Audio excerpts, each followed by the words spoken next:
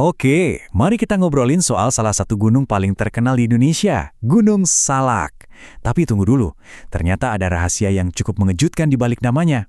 Kalau dengar nama Gunung Salak, apa yang pertama kali kepikiran? Pasti buah salak kan? Nah, pertanyaannya, apa benar namanya dari buah itu? Kebanyakan orang sih mikirnya gitu. Tapi siap-siap ya, jawabannya mungkin nggak seperti yang Anda kira.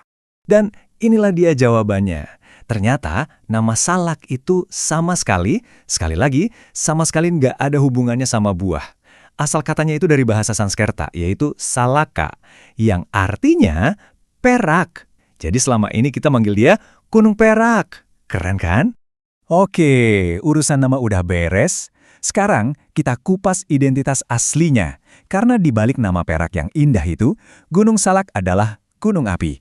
Dan bukan sebarang gunung api, tapi raksasa purba yang punya sejarah cukup panas. Jadi kalau dari kacamata geologi, Gunung Salak ini jenisnya apa sih? Well, para ahli menyebutnya stratovulkan. Gampangnya gini, bayangin sebuah gunung berbentuk kerucut yang super tinggi. Kerucut itu dibangun lapis demi lapis dari lava yang mendingin, abu vulkanik, dan material-material lain yang keluar pas letusan selama ribuan bahkan jutaan tahun. Lokasinya pasti udah pada tahu ya, ada di perbatasan Bogor dan Sukabumi, Jawa Barat. Yuk, kita bedah sedikit profilnya. Pertama, Salak ini masuk kategori gunung api tipe A. Artinya, dia pernah meletus di era modern, tepatnya setelah tahun 1600. Walaupun begitu, umurnya udah terbilang tua dan kelihatan dari bentuknya yang udah banyak terkikis. Puncaknya juga nggak cuma satu loh, ada beberapa. Dan yang paling tinggi itu Salak I, sekitar 2.211 meter. Nah, kalau sekarang gimana? Aktivitasnya sih udah adem. Paling cuma keluar uap lenas dari retakan tanah yang namanya fumarol. Sama ada kubangan lumpur panas. Pusatnya di mana? Di Kawah Ratu. Tapi, jangan sampai kita terkecoh sama penampilannya yang tenang sekarang. Karena ketenangan ini bisa dibilang baru kemarin sore. Kalau kita lihat catatan sejarahnya, wah, Salak ini dulunya aktif banget.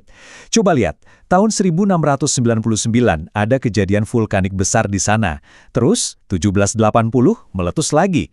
Nggak berhenti di situ, masuk abad 20, dia bergejolak lagi di tahun 1902 sampai 1903, terus 1935, sampai akhirnya ada letusan terakhir yang tercatat.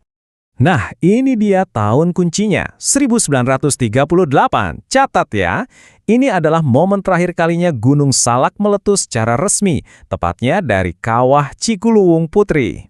Yang bikin letusan 1938 ini menarik, itu jenisnya. Namanya letusan freatik.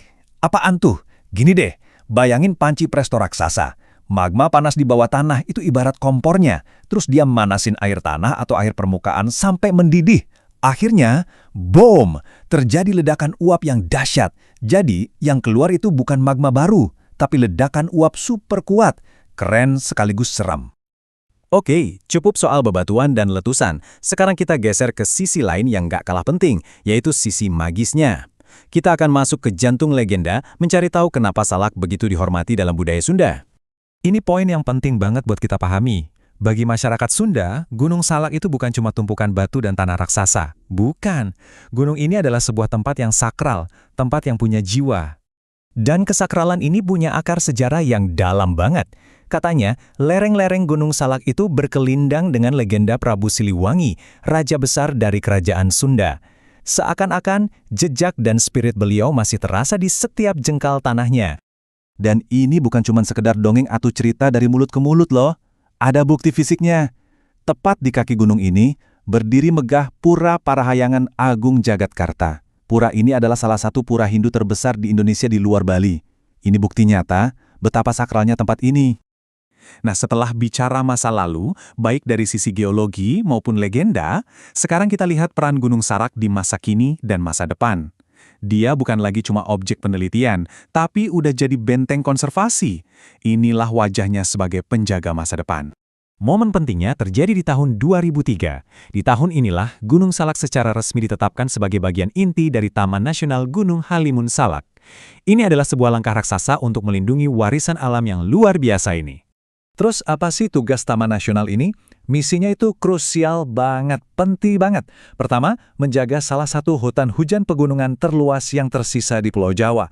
Kedua, dan ini penting buat kita semua, dia jadi tower air raksasa yang menjamin pasokan air bersih buat Bogor, Jakarta, dan sekitarnya. Dan yang terakhir, tentu aja, jadi rumah dan benteng pertahanan terakhir bagi keanekaragaman hayati yang luar biasa, termasuk satwa langka kayak lutung Jawa. Jadi, setelah kita jalan-jalan dari soal nama, letusan, sampai legenda, jelas banget kan, Gunung Salak itu jauh lebih dari sekedar nama. Yuk kita lihat lagi rangkuman dari 4 wajah yang berbeda dari gunung ini. Oke, kita rekap cepatnya. Pertama, dari sisi geologi, dia adalah gunung api tua. Puncaknya banyak, tapi masih aktif.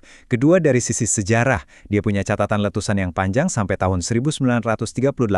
Ketiga, budaya, Gunung Suci, pusat legenda masyarakat Sunda. Dan yang keempat, konservasi, sebuah taman nasional yang fungsinya vital banget. 4, identitas yang luar biasa, terbungkus dalam satu nama, Gunung Salak. Semua ini membawa kita ke sebuah perenungan penting. Di balik keheningannya hari ini, Gunung Salak itu menyimpan semua rekaman amarahnya di masa lalu. Ini jadi pengingat yang kuat buat kita semua, bahwa tenang itu bukan berarti mati. Jadi, saya mau tutup penelusuran kita kali ini dengan satu pertanyaan. Gunung ini memang terlihat tenang, damai, tapi apa kita yakin dia benar-benar sedang tertidur pulas?